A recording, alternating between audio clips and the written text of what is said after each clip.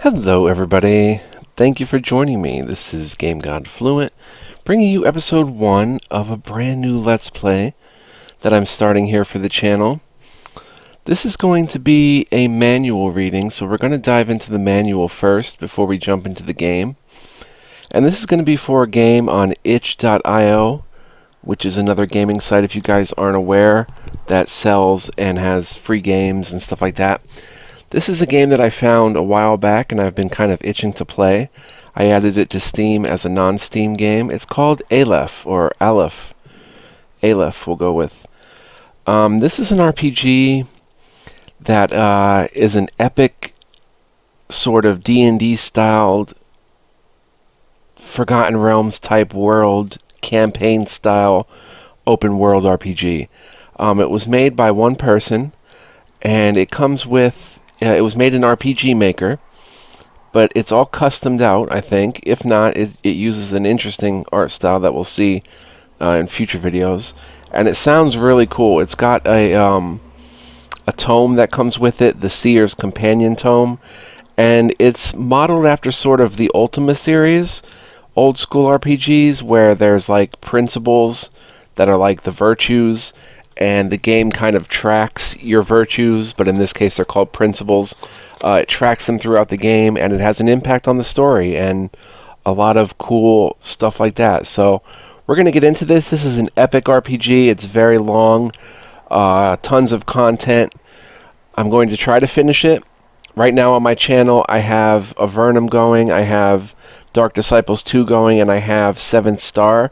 Out of those, 7th Star has been finished, so if you want to follow that one, you guys can feel free to, and that will play all the way to the end, which is like the 36th episode or something like that. But Avernum wasn't finished yet, and Dark Disciples, I may return to that as well, but new episodes are going to continue to come out. But this one I hope to keep playing, and we'll play it as long as, you know, as we feel like it, and see how it goes. Let's go ahead and start the game. We're not going to be jumping in yet, but we'll get the music playing, and we'll read the Seer's companion tome. So there's the artwork. It's made by Pioneer Valley Games, I believe. Yeah, there we are. The art by Michael Rookard. You can check out the website. The game, I'm not sure if I paid for this or it was free. I don't remember. But it does come with the Seer's companion tome, which was written by the dev who made the game.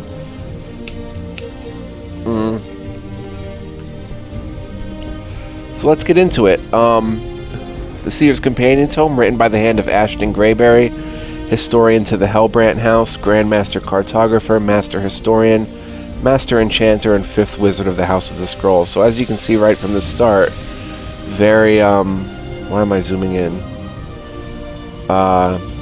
Very immersive, very, like, taken seriously by the dev as sort of a D&D style thing. So the table of contents we'll be going over. There's the principles, as I mentioned, the township and kingdom of Arma, the dungeons of the land. There's like 7, I believe, deadly sin dungeons that you can visit. Very dangerous places. Those sound really cool. Arms, armor, and other necessities. We'll check that out. Spells and magic. We'll go through that. The beasts of the realm, the bestiary, and final notes. So let's start. Greetings, my Seer. I put ink to these papers with the sole intention to hasten your understanding of my world. I have spoken with the last Seer. Viria was her name, and her story is in corroboration with stories I've been told of Seers past. That is to say, you Seers are not from my realm at all, so we're going to be playing as a Seer. You come from a different world. How can this be? I know not, but believe that the principles will it, and thus you are here. Not only that, I believe you are from another time entirely. The Lady Seer Viria spoke to me at length of mechanical contraptions, not unlike the familiar golem, in which one willingly sits inside and commands it to locations far and wide. She also mentioned that weapons are far more advanced than what we possess in this realm. She believed that until she learned the spell of annihilation. But you do not read this to learn what you already know of your world. You are reading this to know more of mine, so please read on at your leisure, good Seer. Chapter 1, The Principles. In the realm in which you currently find yourself in, the principles are what guides good men in their lives as they seek the betterment of their fellow man. For you, the Seer, as it has been with all the other Seers before you, your connection to these principles is much stronger and far more important than most. Each principle, detailed further in the chapter, has an associated Aleph somewhere in the realm, a large stone of ancient Hailgear design, which grants Seers a special boon upon mastery of the associated principle. The Lady Seer Viria told me that such principles do not exist in your realm, at least not in such a quantifiable and almost tangible sense as they exist here, so I understand if you are somewhat confused. Just know this, your actions and attitudes within this realm are important and reflect upon you, and you may draw strength and power from them. The principle of empathy. To care for others and understand their plight is to show empathy towards them. If you give freely of yourself and your possessions and help those in need, then you walk the path of empathy.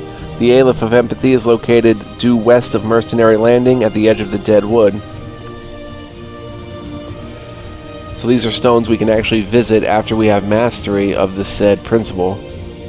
The principle of modesty. To humble yourself and not boast of yourself for your accomplishments or possessions is to show the principle of modesty. The Aleph of modesty can be found after a short walk northeast of the city of Arma.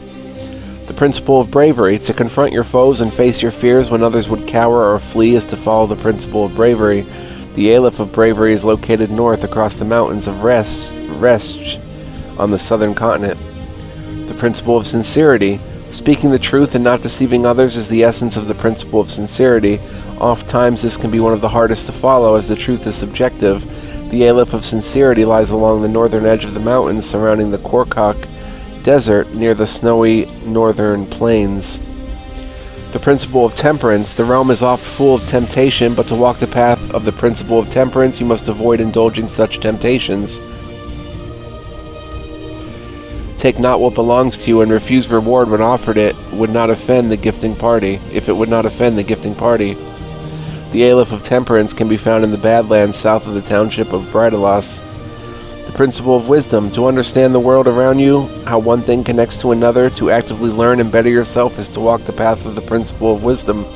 The Aleph of wisdom is located due west across the river from the city of Arma. And the last one, the principle of piety. Your adherence to the aforementioned principle shows your strength in following the principle of piety, the summation of all other principles. The Aleph of piety is located in the frozen tundra far to the northwest of the northern continent, a very dangerous place. At times you may wonder to yourself, how well have I followed these principles? Well, worry not, good seer, for in this realm there is a teller who resides at Freehold. She is in time with the principles and can tell you where you stand and if you are ready or not to seek out their respective Alephs and receive their boons. Very cool. Chapter 2. Townships in the Kingdom of Arma. Next, I would like to begin with a broad introduction to the locales of the realm. In my extended length of life, I have traveled to many corners of this great realm and have accrued what I believe to be a sizable vault of knowledge on the geography of the lands. With this, I shall begin. Cool little picture of a town there. Here's the world map, cartographer's reference. It's huge. We could zoom in on this and see the individual named places, but, you know, safe to say it is very huge and very cool. It looks like a great place to explore, you know, all of this. Freehold. I have little doubt that you will find yourself here as seers of the past have. This is traditionally the house of the seer or house of the Aleph, kept by the seers since there were seers alive to keep it. A steward who serves the line of the seers tends to most matters of the house, and the surrounding area is fertile for growing crops and raising livestock. Its location on the water provides fishing opportunities as well as a dock should you acquire a dockmaster to tend it. This is a safe place to rest and contemplate the principles as well as your ongoing journey. Traditionally, the retinue of the seer live amongst the seer's household here. House of the Gauntlet, Ehrman. Perhaps the closest civilized locale to Freehold, Ehrman is under the rule of the House of the Gauntlet, longtime friends of the seers. Although militarily declining, the township of Ehrman is still capable of fielding enough guardsmen to protect the town quite effectively and ensuring the rule of law and order. A further curtain of defense surrounds the town in the form of natural rock as well as fortified walls. Many shops and provisions can be found here, and it is located only a short way north by northeast from Freehold. Ahriman's proximity to the dungeon Lethargus, a dreadful place, oft make it a suitable location for adventurers and treasure seekers to hang their hats. House of the Fallen Knight, Arma. Located a short distance to the northeast of Ahriman, across the King's Peak mountain range, is the bustling city of Arma, home of King Richard and the House of the Fallen Knight. Kings of times past oft called upon the Seers, and it would behoove you to pay a visit to the king in due course. Arma is the home of the second largest library in the world, second to only the great library of Glianessa, and a wealth of knowledge awaits any who takes the time to peruse the walls of tomes. If there are any provisions far and wide in the world that you are in need of, rest assured you can find them in Arma, amongst the many craftsmen and provisioners that inhabit the city. Brydalas. Located on the eastern coast of the southern continent, Brydalas is the home of the House of Calor and the House of the Chalice, with the former being in decline as of this writing. What makes Brydalas unique is its wealth of ore deposits in the surrounding mountains and caves, which drew a great many craftsmen from around the world. Most arms and armors of the realm are crafted here, and if you are in need of weapons or armor, it would be wise to seek out the craftsmen of Brydalas. This is also the home of the legendary Tatiana Alexei, Grandmaster Blacksmith and prodigious author of tomes detailing the intricacies of the profession as well as things more occult in nature as it relates to blacksmithy. So there is blacksmithing as well. Glianessa, ancient Aleph of Glianessa. The small island township of Glianessa and the ancient and learned House of the Scroll are perhaps the oldest and most historical of townships in the realm. In ages past, this was the home of the Hailgear, the true masters of magic craft, but now it is but a shadow of its historical accounts. With that being said, Glianessa remains the center of knowledge and magics. The great library of Glianessa is the largest known to all mankind. A great pity that in recent times it has fallen to the hands of the demonic forces. More on that later. The wise and learned wizards of the scroll reside on the southwestern tip of the isle. So it seems the great library, is under demon control.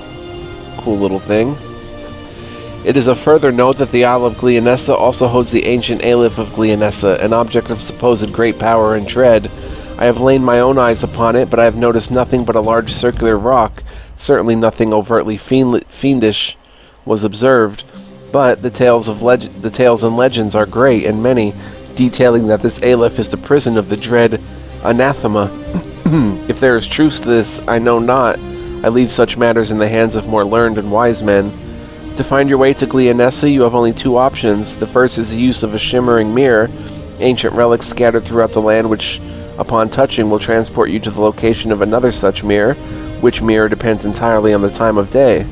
The second option is to sail. If you acquire a ship of your own, you should have little trouble finding the isle. If you sail due south by southwest of Nysa, you can also charter a ship from Knight's Landing west of Freehold. Ellen. On the far western coast of the southern continent lies the former city of Ellen. I state that it is former as it has been razed to the ground, by whom I know not. It has been some time since I have last set foot in this once greatly pious city. Rumors abound that a madness had taken the citizens of Ellen, what with being in the proximity of the dungeon Ignavis, and the locale has thus been shunned. Nobody travels there any longer, much is the pity. The city has ties to historical events dating back to the dawn of mankind, and for a great deal of time it was the center of all such study and enlightenment as it concerned the principles. It was renowned for its order of clerics and priests, once upon a time, now few in number. Incunessa. The isle township of Incunessa is an idyllic place with soft sand coast and a perpetual calm, warm breeze.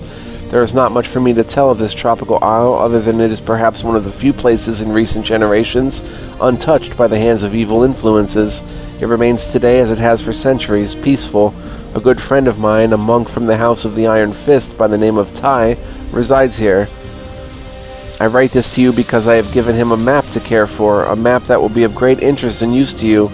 I feel that it would behoove you to seek it out at your earliest convenience. Incunessa can only be reached by ship, either your own sailing south from the southeastern tip of the northern continent, or charter from Mercenary Landing. Eastmark, Hellbrand Manse. Home of the Hellbrand family, Manse, Eastmark, is a rather unique... Home of the Hellbrand family's Manse, or Mons. Eastmark is a rather unique township located on the far east coast of the northern continent. Built upon a small chain of isles, bridges connect the town together, each isle housing few buildings individually. Some farmland exists in the northern part of the town upon the mainland, while the House of Eastmark has set up a guard station a short distance to the south. If you are in search of purchasing a vessel of your own, a man by the name of Peyton Greywater at the Tinker Shop can surely assist you, as he is a man I spoke to on many occasions in regards to nautical endeavors and travel. The sister township of Westmark no longer exists. Fair. The small township of Fair can be found by traveling north along the coast from Eastmark. Just follow the road. It is situated on the northeast coast of the northern continent. The town of Fair is quite old, and if legends and tales are to be believed, once occupied by a race of elephant people. No recordings of such people exist today, so it very well might be an old wives' tale. Located dangerously close to the dungeon Ferocia and the Great Korkak Desert, Fair is not a large or bustling place for most people. Those with sense, anyway, do not travel here. The few occupants of the township seem content to service the needs of the occasionally rare treasure hunter or soldier on errand. Resch, the followers of Ortog. Once known as the township of Valen, Resch is the home of Ortog and his followers. I have met this Ortog in my travels, a peculiar man with even more peculiar companions. However, he does seem to me a mostly benevolent man, though he does not unnecessarily follow the guidance of the principles. It might be of benefit to you to seek out his assistance should you find yourself in need of it, for he and his companions are formidable mercenaries. The area the town lays in is fairly peaceful, the tormenting creatures kept at bay by Ortog and his group. Not far to the east lies a shimmering mirror, making the trip to Resch on the southern side of the southern continent relatively simple. Sorry, I got a little tickle in my throat. Brookhaven. The township of Brookhaven is neither conveniently located nor particularly important in my estimation. It lies a fair bit to the north of anything that could be considered relevant, though it is perhaps the only place to rest your weary bones if you are traveling to the frozen reaches of the north, or if exploring the outer mountainous regions of the northeast of the northern continent. A very small contingent of guardsmen keep the small region safe from the beasts and evils that reside in the nearby forests, and it is only by their efforts that the townfolk of Brookhaven can sleep peacefully. Frontier. Located northeast of the city of Arma, I am reluctant to ever have called Frontier a township. Upon being first settled, Frontier was a small mining community consisting of primarily of those folk who were unable to make a life for themselves in Brydelos. However, something very peculiar happened to the town of Frontier. Of all the folk I have spoken with on the subject, both learned and unlearned alike, none have offered an explanation as to why Frontier is now abandoned and ruined. A small handful of folk mentioned that they traveled near the area. They felt a great evil presence watching them. Upon my own inspection, I cannot claim to have felt such a presence, but that is not to say that the place did not give me goose flesh. Perhaps it is the abandoned nature of the town, or some demonic force at work, but something upon the air chilled me. I spent an afternoon looking through the few buildings left standing, and the ruins left behind. It appears that the people left in a hurry. Equipment and ore was left behind. I did not find any indication of an attack of any sort. It is as if the people just vanished and the township fell into disrepair. In any case of the matter, it is not some place you would want to go in the hopes of finding food and shelter on a cold night. Nysa. The township of Nysa is perhaps the most tragic. Once a bustling venue for education, it once held a great school of magic, and it was the center point for inventors to congregate. 1 second. A terrible and vast blight has overtaken much of the land surrounding the township. Where fertile ground once was, now only marsh and swamp as far as the eye can see. Indeed, this great blight consumes a large portion of the northwestern section of the northern continent. Nysa itself, as it stands today, is a sad shadow. Ruined and desolate walls keep the interior of what's left of the town relatively safe from the numerous predators that lurk in the mire beyond. It is difficult to travel to the township, but a shimmering mirror does exist not far to the east of the town. If there is one redeeming quality of the blight, it is that the area surrounding Nysa is ripe for finding numerous reagents and herbs, essential in the creation of many poultices and tonics. There is also alchemy in the game. The old and great school of magic has all but sunk into the bog, but you can still visit its ruins to the east of the township, a short walk south of the Shimmering Mere. But do be very wary, Seer. This is a dangerous place, full of poisonous and noxious creatures who are hostile towards all. I mentioned that upon visiting Fair, I felt a queer chill work its way through my skin, and indeed I got the same feeling when traveling further east in the Great Blight. I know not what caused such a dread sensation, but I did not fully explore the entirety of the swamp, for the dangers were too great. Other locations: Knight's Landing. Located due west if you follow the coast from Freehold, this small encampment exists for the sole purpose of chartering ships to Glianessa, Nyssa, or Ellen.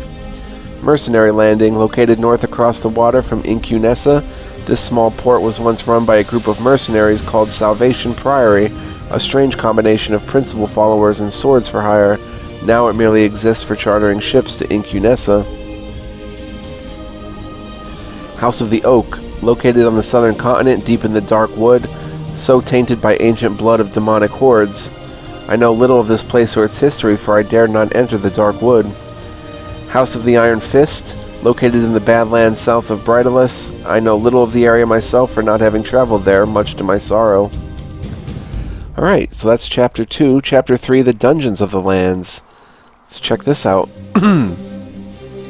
I have mentioned the principles on more than one occasion. For each principle that exists, bravery, wisdom, empathy, modesty, temperance, sincerity, and piety, there exists a dungeon, dedicated to the antithesis of it. These places are dark, dangerous, and are avoided by most except those seeking for gold or a quick death. A general word to the wise, Seer: if you feel ready to undertake a journey into the belly of any dungeon, bring torches, lamp, and oil, a healthy stock of food, bandages, and poultices. Bringing plenty of rope and tools would be an excellent idea as well. With that being said, I will enlighten you as to the dangers within these dungeons to the best of my limited ability. Lethargus. The Dungeon of Apathy is located in the Dead Wood due east along the coast from Freehold, and as such it is the closest and easiest to investigate. Luckily, it is also perhaps the least dangerous of the dungeons, if such a thing can be said. You must know, Seer, that the Dead Wood and Lethargus itself were once mass grave sites from a time long ago, and fell magics have given life back to the dead. What you will encounter in the Dead Wood, as well as the upper floors of Lethargus, are primarily the lesser undead. Skeletons, headlesses, witches. Do not be surprised to find vermin and bats as well, for those indulgers of carrion have had much to gorge on over the centuries. As you delve deeper into the recesses of this tomb, you will encounter stronger forms of undead, including liches and death knights. There are rumors of ancient evil presence somewhere among the lower floors. Some say it is a great warlord who perished eons ago. Others say it is something more terrible. The truth is, I know not. I never ventured into the lower depths personally. So that's Lethargus. Incians, the Dungeon of Ignorance, was once better known as the Great Library of Glianessa.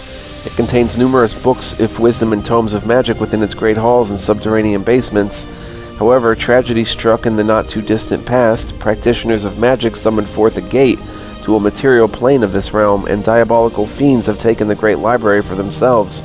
Quick work by the Wizards of the Scroll warded the entrance to prevent such evil forces from overtaking Glianessa itself. I was allowed entry during my investigations of the dungeons, and I can tell you that the upper floors are overly dangerous. Mostly rodents of unusual sizes. Most of the books remained in place, but the library felt cold without the presence of scholars or students. I did not make it too far, for I encountered demons and their foul ilk, creatures I would not be able to contend in strength-wise. 'Tis a pity, for I was so looking forward to glimpsing the ancient grimoire of Echo de Dragon, locked within. In spite of such encounters, this is perhaps the second least dangerous dungeon in the lands, next in line to Lethargus. Even with demons roaming about. Ignavis. Ignavis is the Dungeon of Cowardice, located north of Ellen. This area was once a house for the mentally infirm, those whose sickness of the mind was so great they could no longer live as part of a township within the realm. Nobody knows what happened, though. One day the town of Ellen, the caretakers of the facility, stopped receiving word. They sent clerics to investigate, but they did not return. It was not long after that a great mind sickness swept Ellen, and it soon fell into the state in which it currently finds itself. Due to these facts, I did not enter Ignavis, for I did not wish to suffer the same fate. Ferocia. Located in the Korkak Desert, west of the township of Fair, Ferocia is the Dungeon of Arrogance. Interestingly enough, it earned that title as it once was the site of a great and wondrous city which sunk into the ground and was swallowed by the desert and mountains. Some say the fate that befell the city was because it aspired to be too beautiful and awe-inspiring. I was unable to pass the upper levels, for it became quite clear that I would need to do a tremendous amount of digging and rope climbing to fully spelunk the depths of this dungeon, and I fear I'm too old for such endeavors. The upper level, though, was occupied primarily by lesser humanoids seeking refuge from the desert, as well as vermin and scorpions. Venia, the Dungeon of Indulgence, is perhaps one of the most sought after for gold seekers with a wish for death. Stories abound about the wealth of gold stored within Venia, which was once a prosperous gold mine many ages past. It is said that dragons and other incredibly dangerous creatures infested the lower mines, and from my visit I assure you that there could very well be truth to these rumors. I saw on more than one occasion large reptilian footprints within the mines. I dared not go further lest such ferocious beasts prevent me from getting this tome to you. I've heard whispered rumors that something even far worse than dreaded black dragons lurk at the bottom of the mine. How anyone could find out and live to tell is beyond my understanding. Simultus. Perhaps the most devious of the dungeons is Simultus, the Dungeon of Artifice, located due southeast of the Isle of Gleonessa. This was once a Hailgear abbey of magic and study in bygone eons. It was one of the last refuges during the Great Scourge that Anathema was believed to have unleashed in the distant past. Today, though, it is anything but a refuge. Illusions and traps are piled atop each other here in these halls, and nothing is truly as it seems. I ventured into the first level of this space and became utterly lost, unable to find my way down for a very long while, until I accidentally stumbled and fell through a wall that apparently did not exist at all. The denizens of this place are mostly machinations left over from the age of the Hailgear, golems. My otherwise capable magic was not potent enough to overcome these mindless servants, so I avoided them the best that I could. The further down I went, the more advanced golems and machinations I witnessed. The lowly mud and stone variety near the top, and the metal, even adamantine, near the bottom. After a period of time trying to find my way through such a dastardly clever place, I simply could not take any more of the deceptions within deceptions, and ended my investigation of this serpentine labyrinth. Sounds pretty wicked. Blasphemous. Blasphemous, the Dungeon of Blasphemy, can be found in the icy frozen tundra, only reachable by ship, and good luck finding anyone willing to charter a voyage here. You are best to acquire your own ship. The Aleph of Piety is located but a short distance east of the dungeon proper. I must admit to you, good Seer, it took me a number of years to work up not only the resources and logistics, but courage as well to visit this most unsacred and doomed place. But where there is great danger here, there is great history, and perhaps so much more. The denizens of the frozen north are unlike any you will encounter anywhere else in the realm. Dragons and demons are among the most dangerous and vile creatures anywhere. But some of the things that haunt this place, I would beg for the mercy of a mere demon any day. There are very powerful spirits here, souls of ancient Hailgear, consumed by anathema during ancient eons.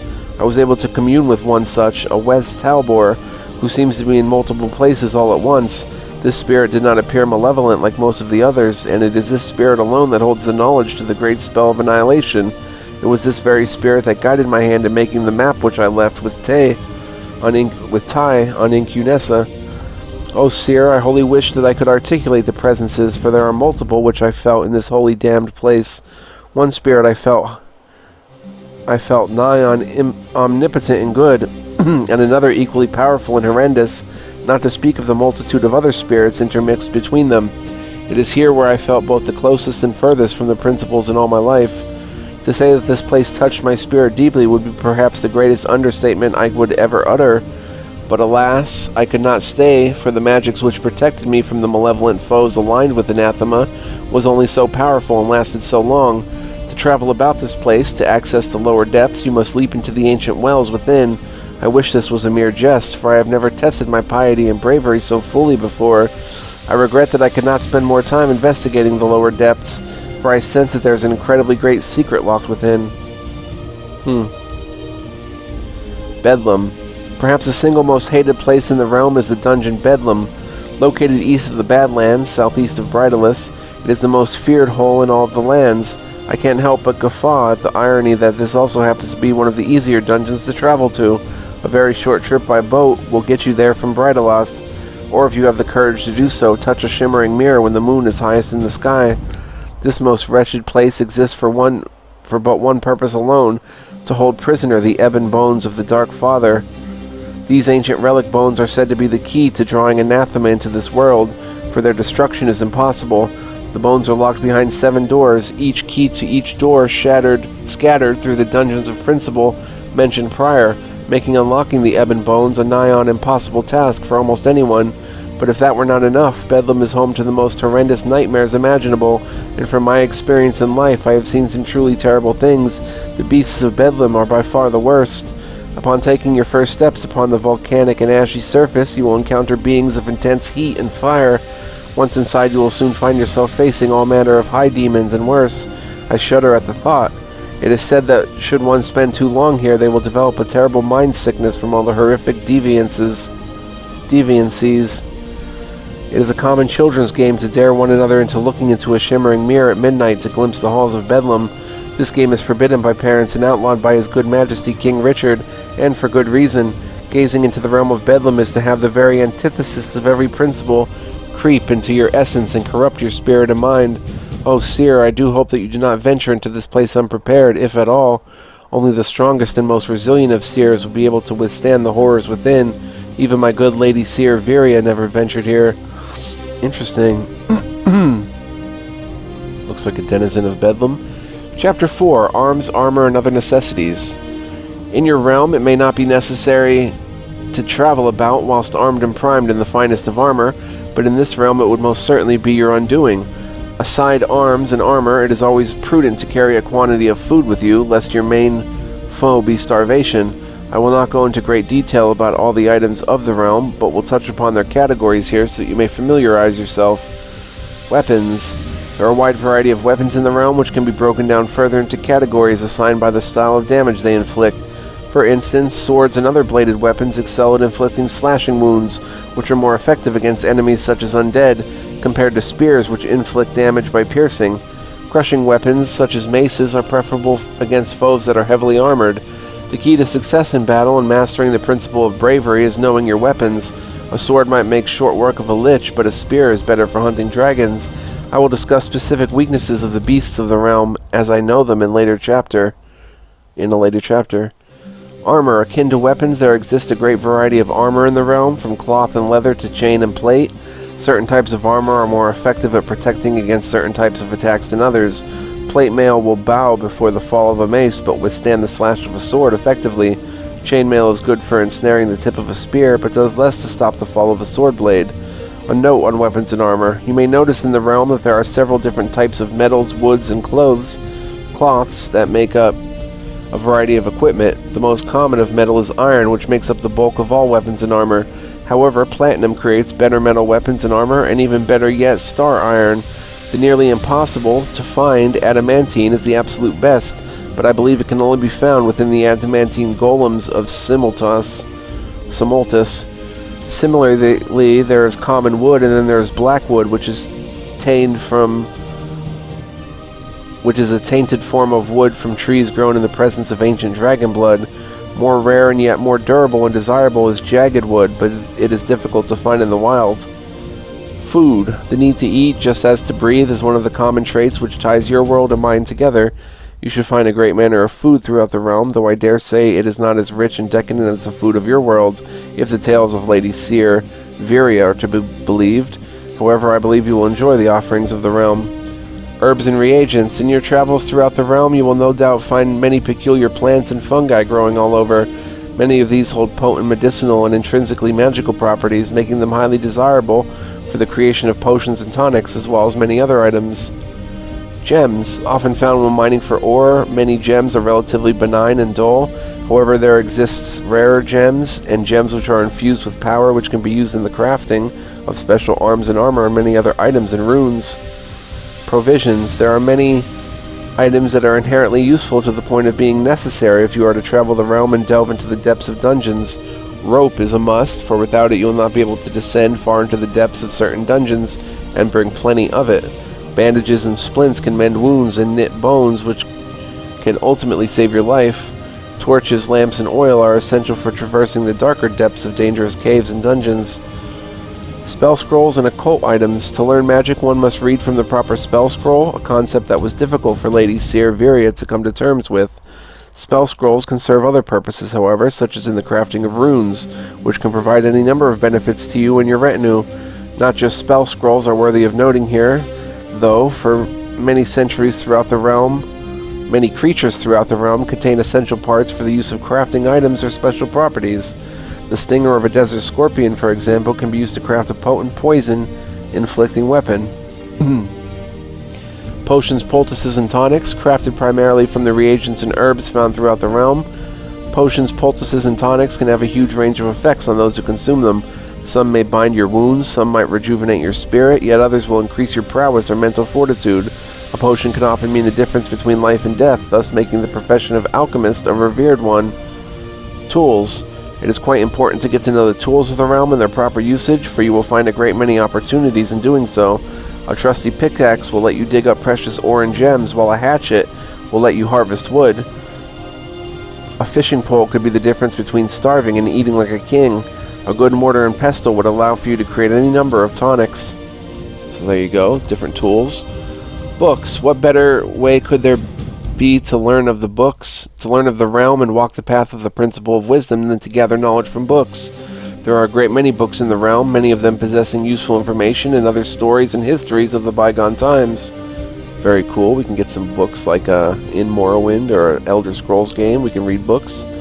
Furniture and decor. Although not important to life and limb, a good aesthetic is important for the contentment in one's life. Vases, statues, tables, chairs. There are a great many items in the realm which you can purchase, find, or craft yourself to dedicate freehold, or anywhere else as it pleases you. I know the good lady Seer enjoyed a particular table in the home of Freehold, and had a twin pair of busts on display which she made with her own hands. In doing so, in her words, she felt more a part of the realm. Items of importance. The 7 keys.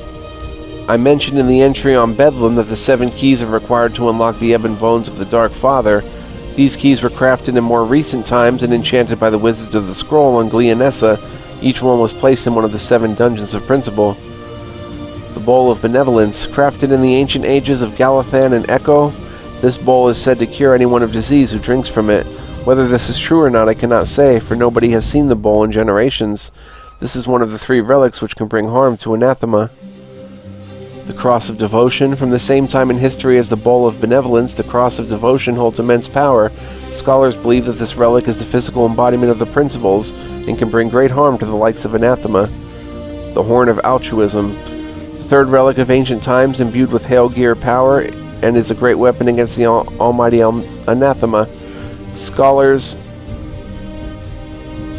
and those who have researched the Horn of Altruism all disagree upon the origins of it, some stating it is the horn of a great dragon, others a massive goat, and there are many other theories. Whatever its origin, its sound is known to cause great pain to anathema. The Ebon Bones. The black bones of the Dark Father, a being more powerful, cruel, and ancient than anathema itself. One second, guys. Alright, and we're back. Whoops, I didn't mean to zoom in again. Hold on a second, guys. There we go. The Ebon Bones. The black bones of the Dark Father, a being more powerful, cruel, and ancient than anathema itself. They are locked away for good reason, for they contain a tremendous power, the power to draw out anathema from the ancient Aleph of Glianessa, so it is said. Anyway, there exists a cult of the Ebon Bones, the members of which dedicate their lives in service to the will of the ancient Dark Father, and worship the bones with a diabolical fervor. The Seer's Aleph. Much smaller than the Alephs of Principle or the Aleph of Glianessa, the Seer's Aleph can be held in the palm of your hand. To anyone other than a seer, it is merely a round stone, but seers have been able to unlock its latent ability to locate and find any item, place, or person of their choosing. Seers of yore have oft used it to find powerful relics in magic, while others used it to further their advancement on the path to mastering the principles.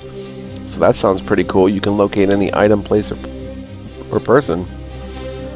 Alright, and I think that's going to end it here. We're going to stop at Spells and Magic. Next time, guys, we'll discuss spells and magic. And then probably maybe in the third video we'll do the bestiary, or maybe episode 2 will be both spells and magic and the bestiary. But I hope you enjoyed this.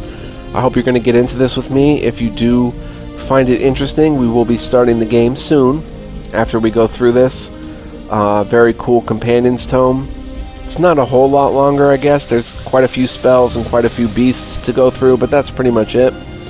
So I hope you'll stick with me and join me on this journey, and I hope you enjoyed this little look at the manual.